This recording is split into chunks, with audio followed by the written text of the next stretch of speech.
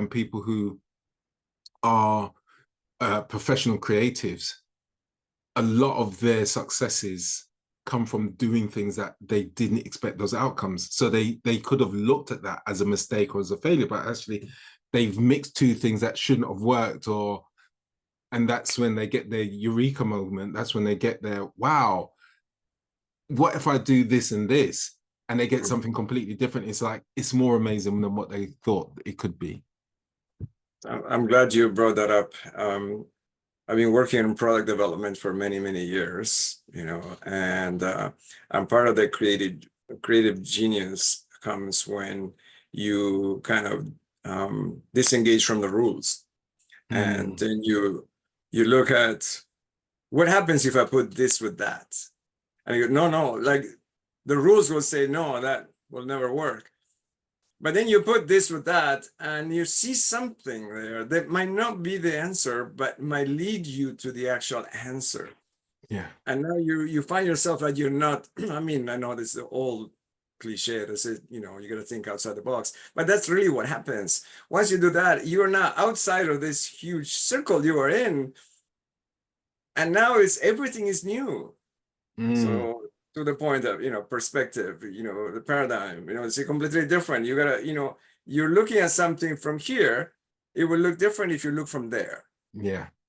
And if you put these two pieces together like this, you put them like that. So identifying when you're in that mental block that you think that's the only way, you're actually having blinders. You're not seeing, right? Yeah. And sometimes feeling a little bit unsafe and feeling a little bit scared is a really good thing. Well, that comes back to the Batman story, because people talk about being fearless, but actually when we talk about the quality of courageous isn't without fear. Courageous is with the fear, but doing it anyway.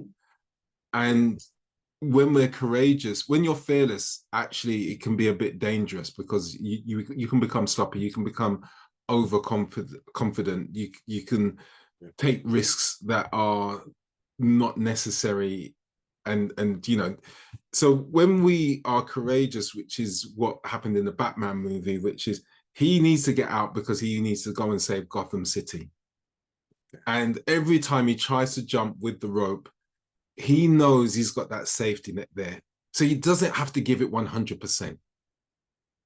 He can give it 60%, he can give it 70%, he can give it 8%, but I've got that safety net there. When that safety net is not there, you have to give it 100%, because you understand the consequences of that. So he understands that he needs to get out, because otherwise millions are going to die. But he also has to give it 100%. What would the world look like if more people gave it 100%? That they didn't have the bank of mum and dad to bail them out, that they didn't have plan B, that they didn't have, this is just it. And if we could just remember that, then I think we then start to live outside the box. We start to live outside the rules, or always push the rules to the nth degree.